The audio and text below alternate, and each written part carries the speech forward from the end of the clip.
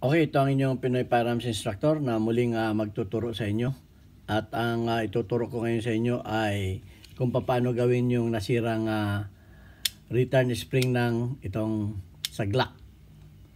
Okay, ang mga Glock ay merong slide stop. Ito yung slide stop niya. Pero pagka itong return spring na ito ay naputol na o nasira na, ang mangyayari nito ay automatic open bolt. Pag pumutok siya, mag-open bolt siya. Kasi nga ito ay tataas sa pamamagitan ng recoil at mag-i-stop yung kanyang slide. So yan ang ating pag-aaralan ngayon kung paano gawin. Pero bago yan, shout out muna sa mga masugid nating taga-subaybay ng ating YouTube channel. Si Unico Iho, ang sabi niya doon sa kanyang ay palagi daw siyang nanonood at hindi siya nag-i-skip ng mga ads. Okay, salamat sa iyo, Unico Iho, sa pagsuporta mo sa ating YouTube channel.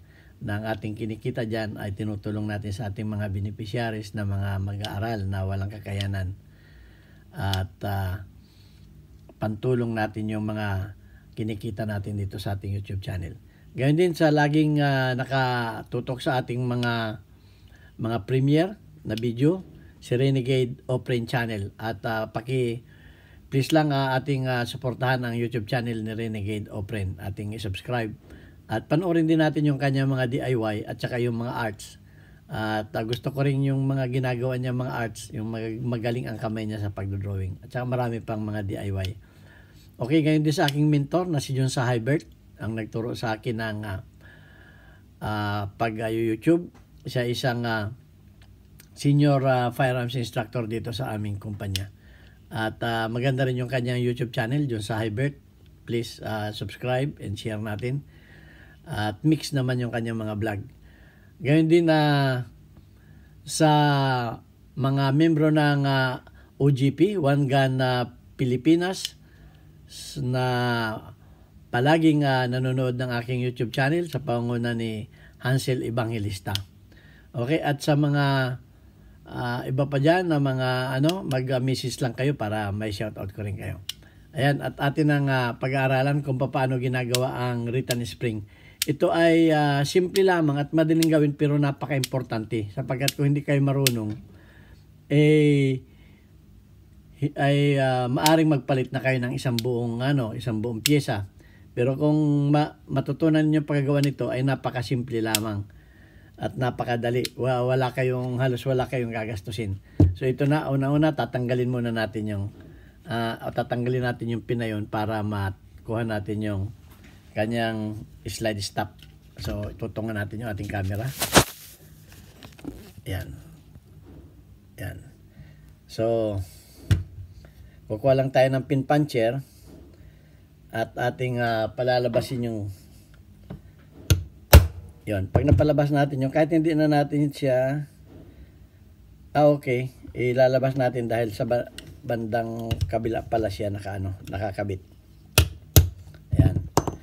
Pag siya ay natanggal na natin ay makukuha na natin itong kung makikita ninyo itong kanyang spring, ito lang siya. Ito yung nagpapababa. Okay? Ito lang. So, anong ginawa natin? Ating parang lang siya. Itinali lamang natin siya doon sa dating lagayan niya. Mga 2 ikot. Ayan, may suotan yan doon. At alam ba ninyo na itong materialis na ito ay napakatibay nito? Sapagkat ito ay cuerdas ng gitara. Ayan tatanggalin lamang ninyo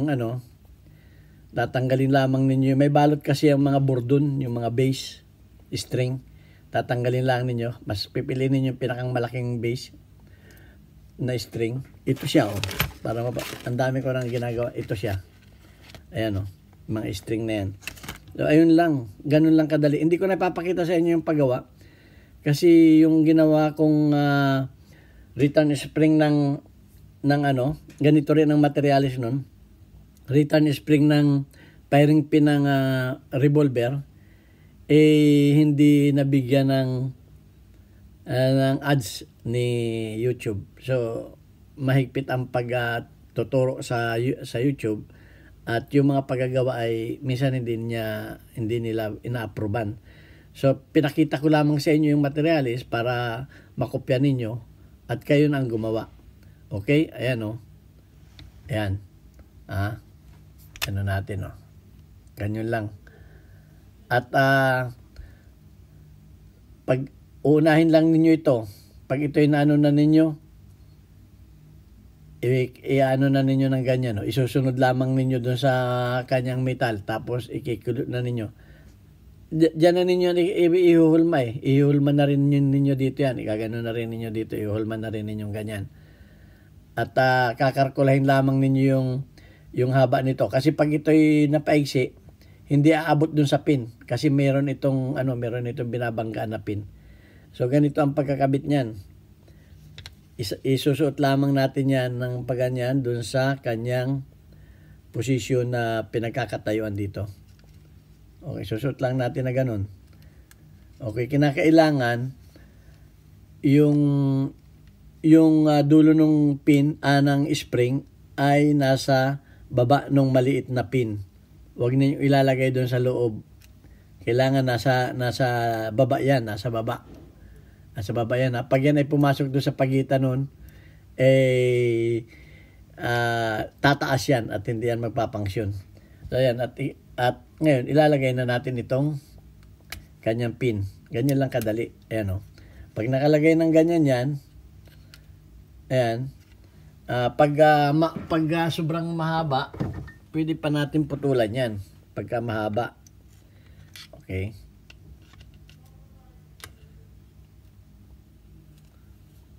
Yun. Medyo mahaba siya. Pinutulan ko ng konti. At mapapansin niyo ang gandang maglaro niya. Kasi magandang gawing spring itong guitar string. Actually, yan din ang ginagawa kong mga spring na mga maliliit, yung sa mga firing pin return spring. Yan ang ginagawa ko. Kaya paubos na nga Marami ko nang nagawa niyan. So ayan, ang importante lang naman kasi alam natin kung ano yung materialis natin gagamitin. At yung matibay. Yung matibay na ito naman, hindi naman ito kinakailangan masyadong matigas. Yung isang kasama ko naglagay ng napakalaki. Wag niyo naman kayo maglagay ng ganito kalaki. Hindi ko ito gawa. Gawa ito ng isa kong kasama. So ayan, reject yan.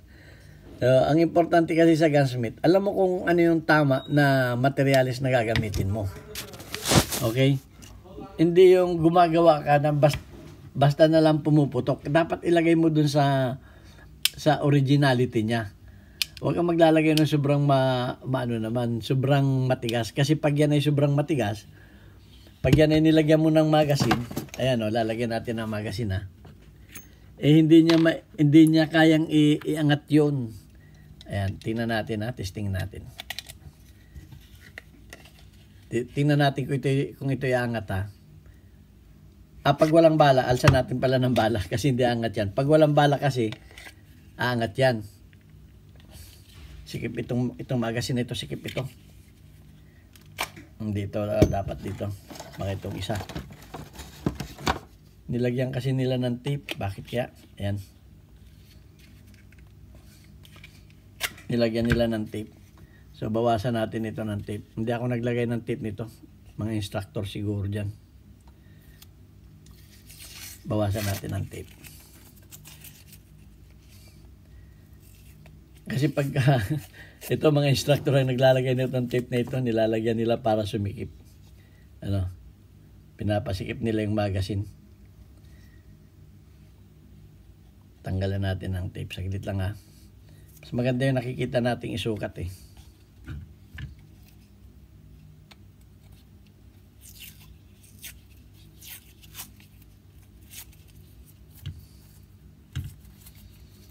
Tignan natin.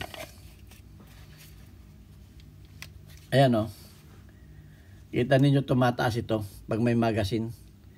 So pag tumaas yan, mag-i-slide stop yan. Pero pag tinanggal na ninyo yung magazine niya, bababa na yan. Tigas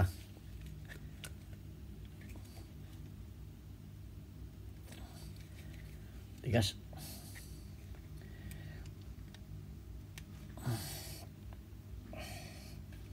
Tulak natin.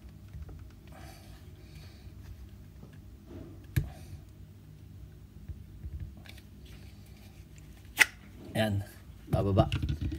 Nilagyan kasi nila ng tape kaya ano, sukatulin natin ng maayos.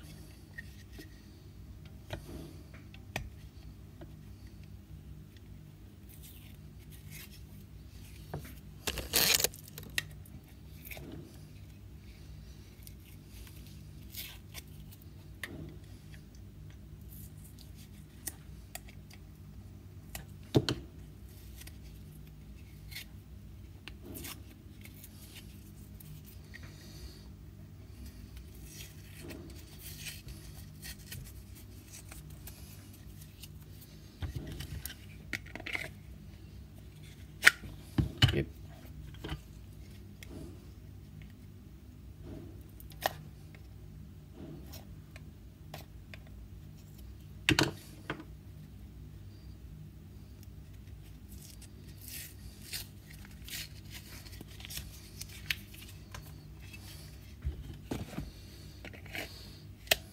Ayan. Pagka wala ng bala siya, itataas niya yan. Pero pagka yan ay may bala, subukan natin lagyan ng bala.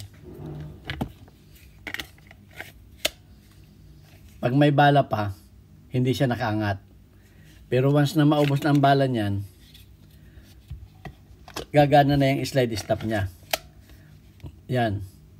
Okay, yung sa mga 1911 na hindi umaangat ito, bantayan ninyo at gagawa rin natin ang video. Kasi ang problema ng iba, yung mga 1911, pag ubos na ang bala, hindi gumagana yung slide stop. So ituturo ko sa inyo kung paano. Bantayan lang ninyo yung videos. Okay, so ayan, sana may natutunan kayo kahit kaunti. Napaka-importante naman ito. Natutunan ninyo na ito. Okay, kwerdas lang ng gitara, magkakapira na kayo. Humingi lang kayo doon sa mga may gitara, yung mga napuputol. So, pwede yun. Tatalupan lang ninyo ha, tatanggalin ninyo itong nakabalot na maliit na wire. Okay, ito ang inyong Pinoy Firearms Instructor. Hanggang sa muli natin mga videos, magtanong lang kayo sa atin, sa ating YouTube channel. At pinauna ko sa inyo, hindi ako nagtuturo sa personal message sa Messenger. Nagtuturo lang ako sa YouTube at saka sa online class sa group chat. Kasi napakahirap para sa akin kung isa-isa ko kayong tuturuan, napakarami ninyo. Dahil ang ating subscriber na ay 29,300, magiging 29,000 na, tingnan natin. 29,000.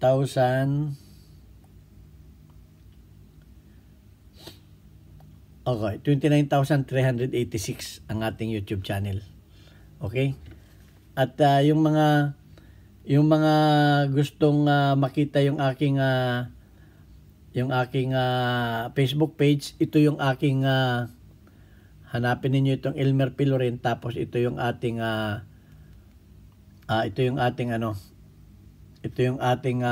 profile picture. Ayan, may nakasulat na ito, see you in heaven anak. Ito yung ito yung ating profile picture. Do sa mga may gustong mag-subscribe sa aking Facebook page. Okay, hanggang dito na lamang. Maraming salamat sa inyo. Hanggang sa muling pagbibideo natin. At magtanong lang kayo kung anong gusto ninyong matutunan at hindi ko ipagdadamot ang ating maliit na kalaman. Ito ang inyong Pinoy Firearms Instructor na nag-iwan sa inyo ng katagang God bless us all and thank you very much.